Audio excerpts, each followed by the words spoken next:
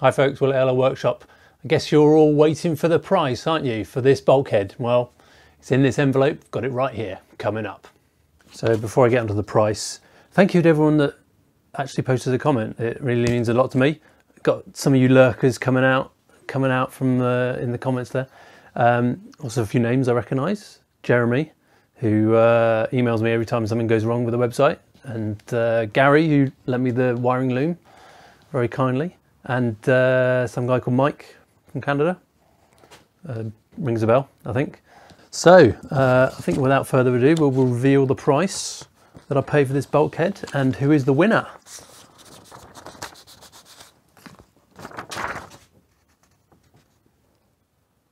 £90.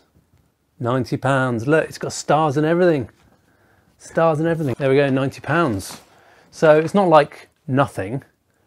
But considering the price of bulkheads, that's like 80 or 90% discount. And the bulkhead that I'm going to take off the vehicle, that's going to be crusty and rusty and over 20 years old, I would expect to sell that for more than £90. So I'm very pleased with that price I paid for that bulkhead. I probably over-egged it a little bit on how much of a bargain it was, because a lot of you were very close. You're all in the sub 100, or a lot of you in the sub £100 range, so I probably laid it on a bit thick, but there we go. So the winner is the comment by, I'm not quite sure how to pronounce the username, Mr. Curvy, Mr. CVRY, I don't know.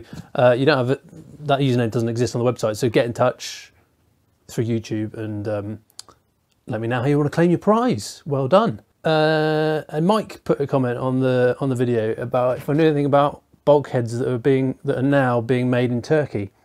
And I've seen some interesting things. I've seen some weird kind of bulkheads for sale in the last few years. So I'm just going to jump over to the computer and explain a bit more about how I've seen those.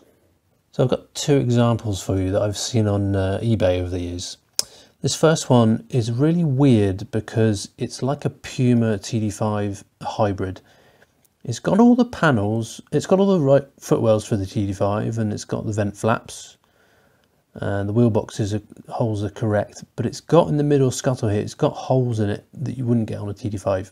And the heater in the gap, the hole where the heater blows in through the dash is a lot bigger. It's basically a Puma. It looks like a Puma central scuttle. And it makes a bit of sense actually, because if they're rationalising, they'd use the existing Puma bulkhead setup and try and modify it to make the TD5 bulkheads, because you know they would have exhausted their stock. They've got to make them. You use what you've got, which makes sense. But this is a real weird kind of, and this is being sold as a genuine bulkhead, a genuine TD5 bulkhead. So this is one example where you know the part number that you buy now might not necessarily be the same object as you would have got 10 years ago.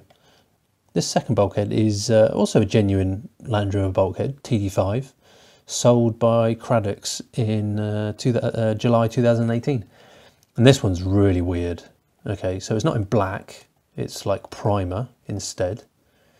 And the pedal box is just covered in holes that you wouldn't normally expect, which is really odd.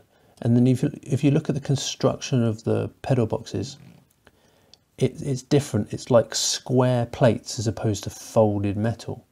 And then the brackets that hold on the wiring loom connectors look a bit different as well. And then you can see just above that, where you'd normally have studs welded in from the other side to hold the bonnet release catch, these are just holes.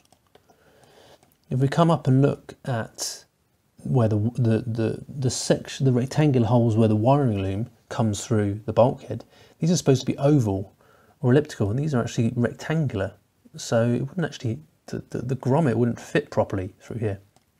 One of the biggest giveaways is up at the wiper wheel boxes, because these are circular, and the TD5 2002 onwards has got kind of ovaled out ones for the different style of wheel box, so that's really odd as well. Now you may be thinking that this is a pre-2002 TD5 bulkhead, but then we get to the back, it gets really confusing. Because up at the top, we've got the brackets for the TD5 dash, but then it doesn't have the wiper motor bracket that should be there to hold the wiper motor. And we look at the fuse box. This is normally a pressed item, but this is just an extra box that's been welded onto the face of that plate. So this one's really weird. It kind of looks very similar, but it's obviously not such good quality. Not the manufacturing process that's gone into it is not as high quality. So could this be one of the ones that Mike was talking about from Turkey?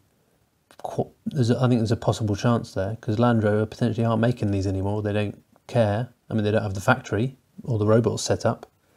So if they've outsourced this, this may be one of the examples of what you would get. It looks a bit shoddy, to be honest. Yeah, so they're a bit weird looking, aren't they?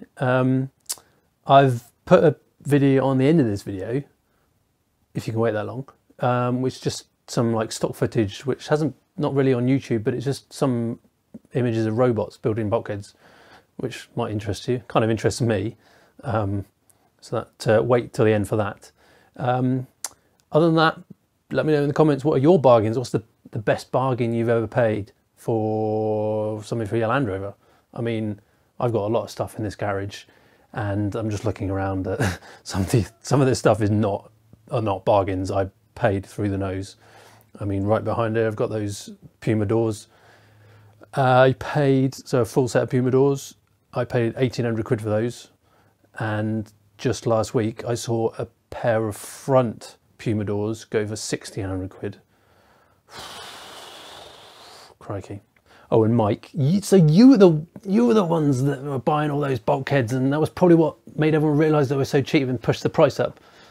But anyway, yeah, good on you. Like, that's a great steal. 7 bulkheads, man, that's ridiculous. Go and check out Mike's comment on the other video if you don't know what I'm talking about. But I've got no axe to grind. I've got a bulkhead now, so I'm pretty easy about the whole situation.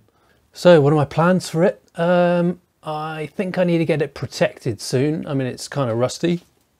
It's not rotting, but I probably need to get it protected sooner rather than later, so just to keep it in good condition. Looking for a bit of advice there, what people think. I guess the routes are either prime it and paint it, having cleaned off the rust, or dip it and e-coat it, or dip it and galvanise it. I've heard a lot of horror stories about galvanising can warp these things, and you can brace up the bottom feet, but even then I know that these panels here get wavy, can get a bit wavy, and then the finish on the face can get a bit rough. So I'm not entirely sure about that. E-coating, potentially, if that's what they do at the factory, then it may not be as good a solution as galvanising, but I'm not quite sure. But if you've done either of those things to your bulkhead, then let me know. Probably, hopefully this time, sometime this year, I want to focus on that. In terms of getting it on the vehicle, it's not going to be for a while. I don't have the space, or just the space to be able to do a full rebuild. So it's kind of, I'm collecting parts for some time in the future where I'm going to be able to rebuild things. Other than that, thanks for watching. Please subscribe if you've just come here, and check out this video at the end about some robots building bulkheads.